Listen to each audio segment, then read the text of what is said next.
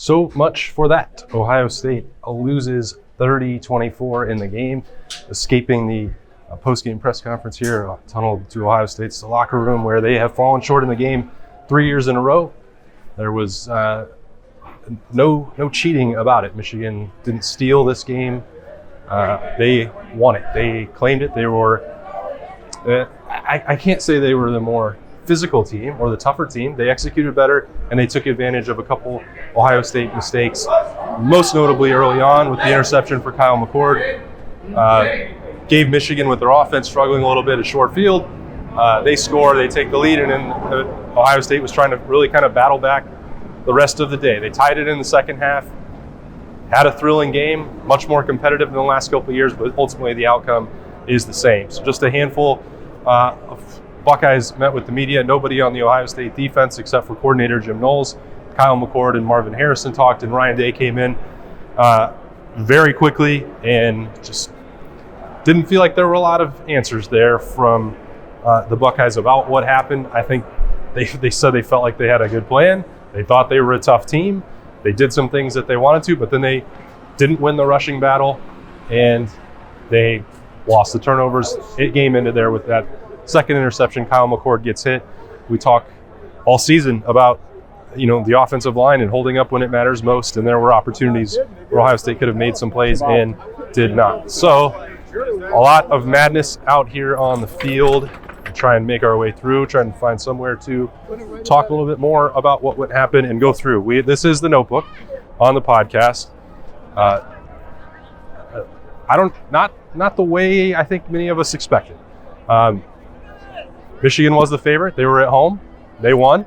You have to give credit to that. They played a heck of a game. J.J. McCarthy made the throws that he needed to make. Kyle McCord made a couple dazzling throws. It's Marvin Harrison for a ball that gets them going. Has a couple touchdowns. But the memories, when everyone looks back at this game, they're going to say two things, really. One about Kyle McCord, which is the early interception. He talked about it, how much it hurt. He and Ryan Day broke it down as well. Just didn't maybe see the inside leverage and need to throw that ball anywhere other than towards Marvin Harrison in that coverage that sets up Michigan for the touchdown. And then a lot of conversation about Ryan Day and the way he manages some of the high-profile decisions in the game. That will come down to halftime, and Ohio State drives down, gets across midfield. They've got fourth and, let's say, 2.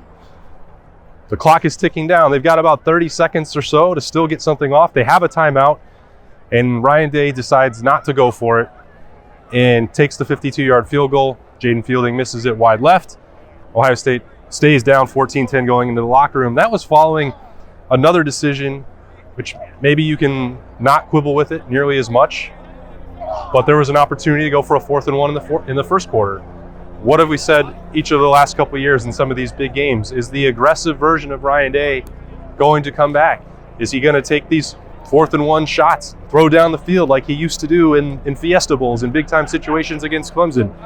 Did not do that, punted the ball away, and Ohio State special teams continue to be a problem again. You have the missed field goal. You have another punt where you take an illegal formation, give away 5 extra free yards. Why Ohio State would trust its special teams more than its offense defies belief at this point. Don't really understand how you can get to that conclusion. That was the decision he made. There's no changing it. Ohio State let those points get away. They wind up losing by 6. So you can say maybe missed field goal didn't make the difference, but sure would have felt a lot different at 14-13 going into the locker room there. Berm was down in the tunnel, said that was a pretty quiet place to be for Ohio State. I think this team got shell-shocked again, and they did come back out. They played hard. Like, to say that they were not tough, they weren't physical, that they didn't meet the challenge, I don't think that would be true. They tied the game up. They ran it 8 straight times with Chip Trayanum and Travion Henderson to go down and get that touchdown.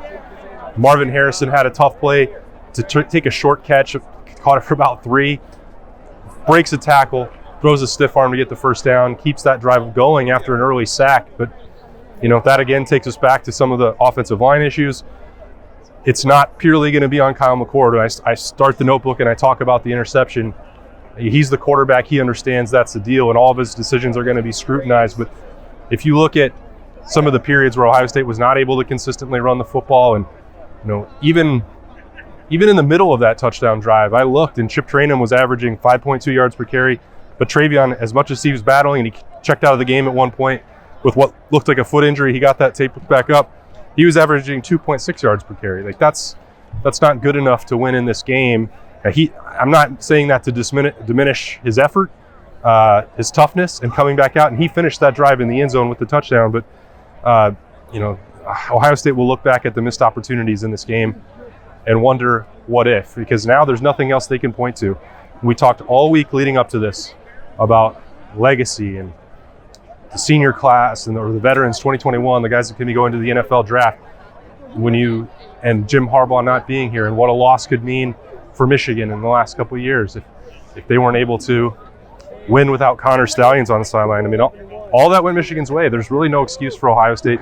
Now they have to sit here and wait and hope for the same sort of chaos that played out last year. Coming into the game, ESPN's FPI, for whatever you want to take that to be worth, said with a loss, Ohio State was still had 60% chance of getting in the college football playoff. Nobody in that press room really wanted to talk about that much, and you can understand why. It's out of their control. Kyle McCord said that. Marvin Harrison, he's got to think about his future. He's got a week now where it's like, has he played his last game at Ohio State? It's the same situation that C.J. Stroud was in.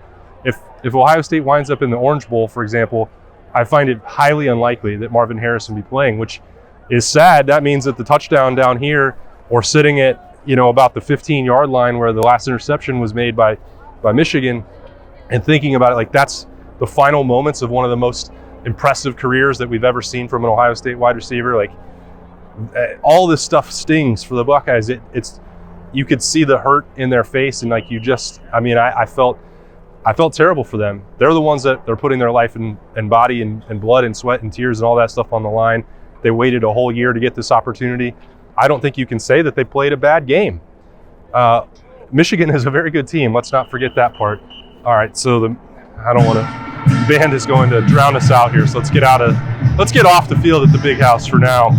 I think early on, it's like the first quarter, like a lot of this stuff that I'm writing and breaking down was not like players of the game or anything like that. There were some standout performances, but to go back to the missed opportunities, there's drive number one. Emeka Egbuka gets loose. He's got plenty of green grass and opportunity ahead of him.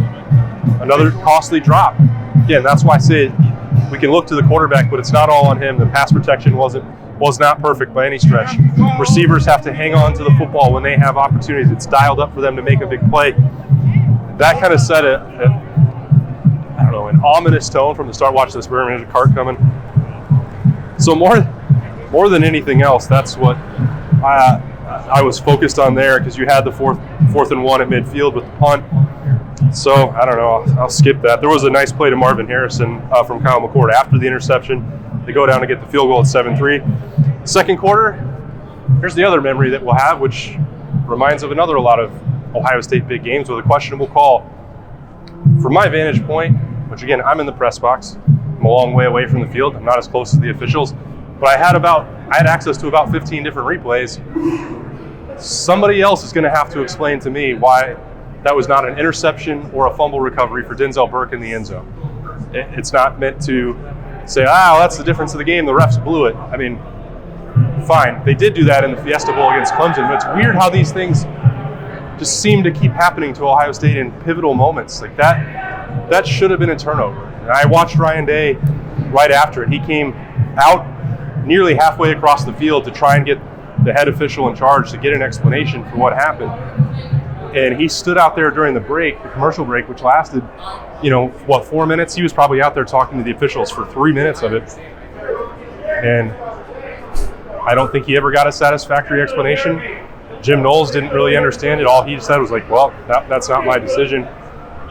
See how quick the Buckeyes got out of here today. Like, all the buses are gone. They were not messing around, so we won't see any additional players or coaches out here today. And to be quite honest, I would probably just let them leave in peace today. They are beat up and emotional. But anyway, that seemed like a pretty egregious call to me.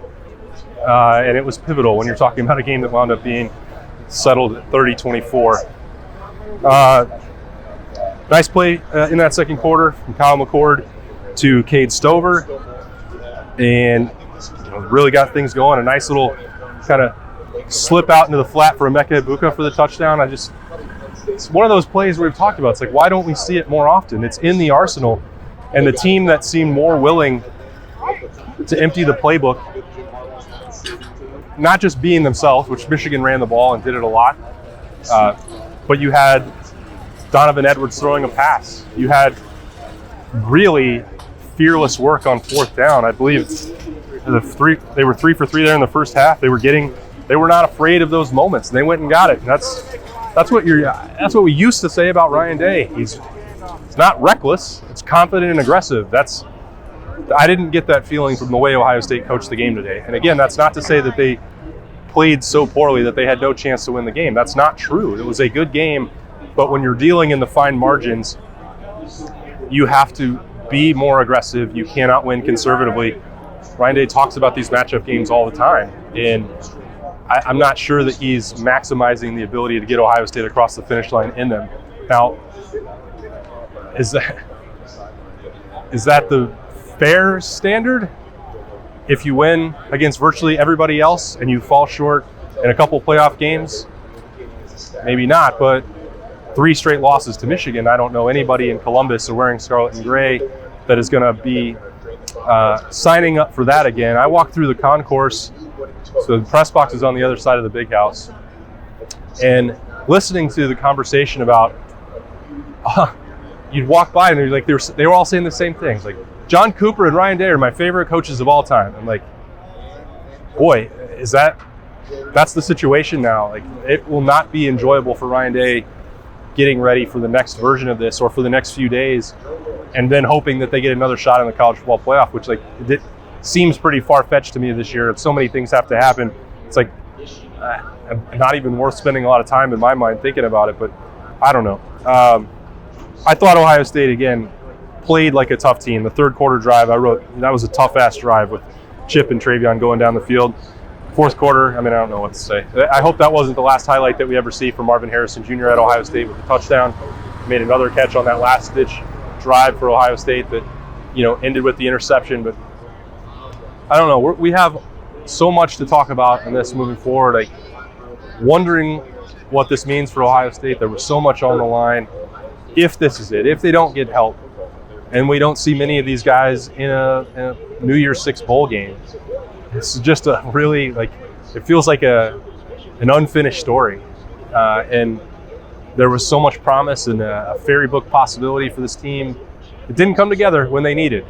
That's the bottom line. And we'll talk about that a lot more in the week ahead. But at least for now, from the Big House, that's all I can come up with in Notebook for now. We'll dig into much more as we go along. But thanks for joining me. Thanks for Jeremy Birmingham for handling that camera back there in a weird place to do it. I'm Austin Ward. That's a wrap. Michigan 30, Ohio State 24. We'll see you next time.